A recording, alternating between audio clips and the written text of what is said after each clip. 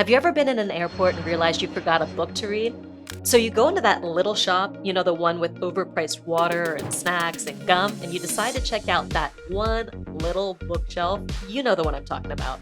The one with airplane reads, those trusty, mostly trashy books that you can read on a 3-hour flight to help pass the time. But you'll pretty much forget as soon as you land. When you're looking over your options, what gets you to pick up that one book, the one that you're trusting to make your flight fly by? I'm guessing it's a combination of two things, the author and the title.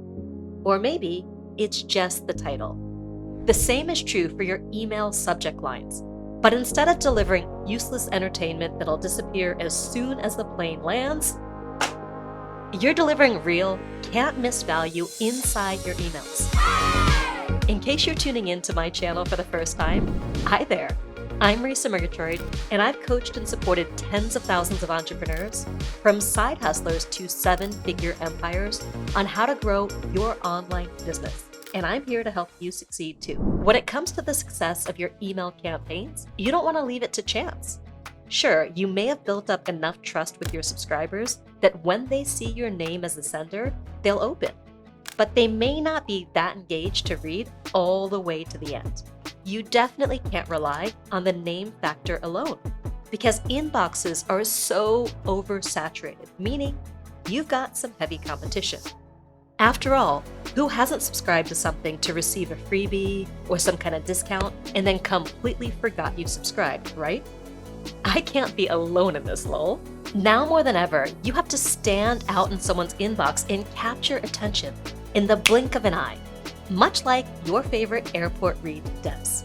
That's why in this video, I'm sharing how to craft subject lines that your subscribers will consistently open. I've got a confession to make. When it comes to crafting a killer subject line, I've got a secret weapon. Nope, it's definitely not this guy. I'm talking about this guy, my husband Murray. He's the best copywriter I've ever met. In fact, he's a big reason why I've turned into a great copywriter myself. No amount of copywriting books and trainings can even touch what he knows. I've learned so much from him. And nope, I'm not biased at all. In all seriousness, he's taught my students copywriting, and they're some of the best and most impactful trainings. So I'm super excited to share some of his knowledge with you, my YouTube friends. In this video, I'm diving into 8 of Murray's subject line formulas. You'll want to keep these nearby as you write your emails to ensure your subject lines are always on point. I'll also give you 10 swipeable subject lines for each formula that you can make your own for your first or next email campaign. Now, when I say swipeable, I don't mean just copy and paste. Instead, use these subject lines as a creative spark. Simply tweak them and personalize them to fit your message and your business. So go ahead and smash that subscribe button, because I've got a lot more videos like this one coming up. First up, we have the question subject line. Questions make great subject lines because they get the reader to think about how the subject matter applies to their own life. They raise curiosity. Plus, questions demand answers. You must click through to get closure. You just can't help it. It's human nature. Here are 10 swipeable question subject lines that you can use to make your emails stand out. Are you joining us? What's your take on this? Are you a robot? Did you see this? Did you forget this? Want to hit 7 figures? Do this. Want to hit your goal weight? Do this. Is this really happening? Want a sneak peek? When it comes to the question subject line, often you'll just need to change one word in the subject lines above to make it work for your business. For instance, instead of want to hit 7 figures, do this, you would tweak it to fit your business. If you have a yoga business, it might be something like, want to master this pose? Do this. Or if you're a chef teaching an online dessert making course, your subject line might be, want to make the perfect souffle? Do this. The question subject line is really one of the easiest and most effective ways to engage your subscribers. So don't overlook it and don't overthink it. Just tweak and ask. Next up, we have the how-to subject line. There's an old saying in copywriting circles that you can't write a bad headline if it starts with the words how to. And I agree. The how-to subject line formula works so well because it forces you to describe the content of the email in very clear, specific language. So when you read a how-to subject line, you know exactly what you're going to learn when you open it. The key to how-to success? Focusing on the benefit. Nobody actually wants to learn another process or methodology. Instead, they want to get to the end result, the transformation they're after. When you use a how-to subject line, make sure to focus on the benefits and not the process itself. Ready for some how-tos that you can make your own? Remember, you want to focus on the benefit. How to get 1,000 new email subscribers in one day. How to pivot even if you feel really stuck right now. How to start a vegetable garden. Your hidden profits and how to find them. How to treat hiccups. How to do market research in just 2 minutes. How to make money in an economic slowdown. How to plan a new project. How to care for a friend with cancer. How to ask others for help. Did you notice something with these examples besides the how-to? Drop me a comment if you know what I'm talking about. Ready? In action verb. Each subject line follows the how-to plus action verb formula. Think about the benefit of your offer. What's the action verb that best fits with what your subscribers will achieve? Will they start something, find something, do something, treat something, make something? Use that verb with how to, and you got it. Up next is the announcement or newsy subject line. When you use words like introducing and new in your subject line, you're letting your subscribers know that you're sharing new or breaking information that they haven't heard yet. It could be a brand new webinar, a new product you're launching, a new strategy you've uncovered, or even your take on breaking news in your industry. Here are some examples. The hottest new book marketing strategy. Released today, online business success roadmap. Check out this cool new traffic platform. I've got a big announcement. Good news and bad news. Retirement planning. This recent study is a must-read. Update. Do this before Google's next algorithm change. Insider tip. What Apple doesn't want you to know. 5 new productivity apps for your business. You're hearing it here first. This is big. These are super fun to read and to write.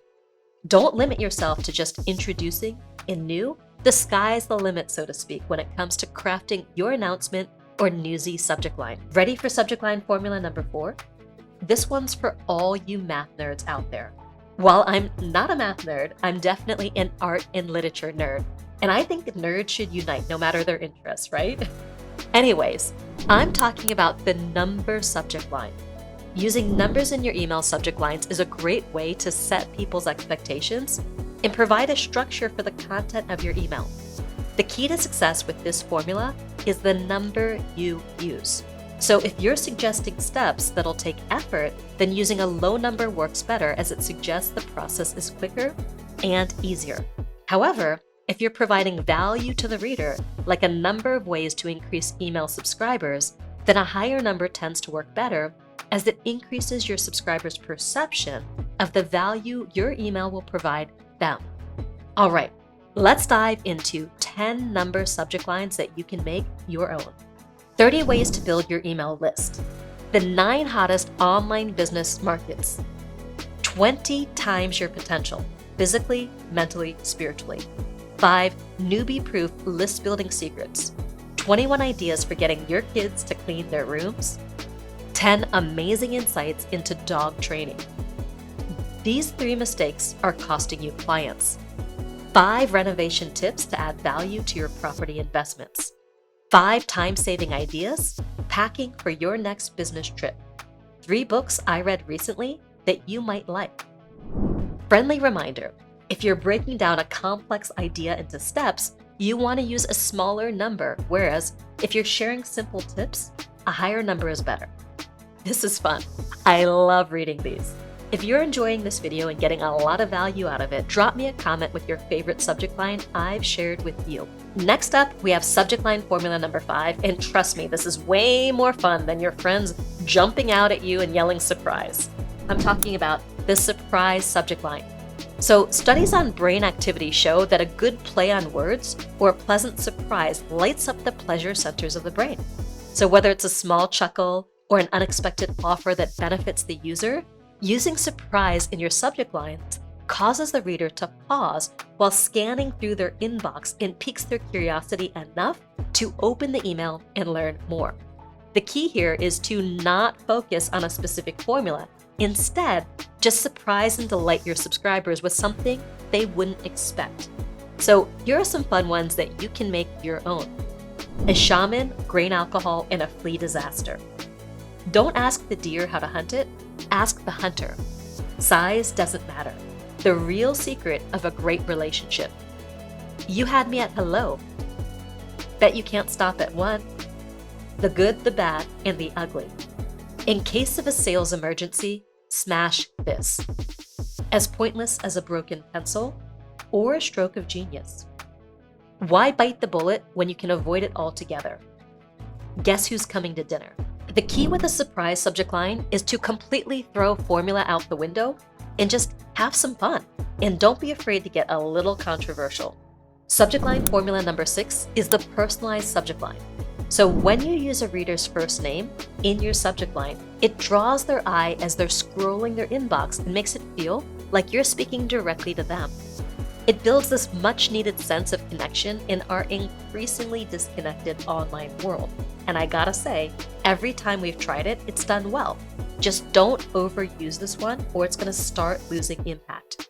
So the personalized subject line is perhaps the easiest one to use. Just make sure you use custom first name fields in your subject line. I'm sure you've gotten an email that said something like, hello brackets first name. I've got heart palpitations just reading that. This mistake has happened to the best of us, so just be careful to use the proper merge field code to make sure that your reader's actual name populates in the email. So here are some ways to use the personalized subject line. Marisa, did you get my invite? Marisa, here's a mini course all about you. Marisa, ... I saw this and thought of you, Marisa. Marisa, what's your biggest marketing challenge? Marisa, can I get your advice? Has this ever happened to you, Marisa? Marisa, this is closing and I don't want you to miss out. Last chance, Marisa.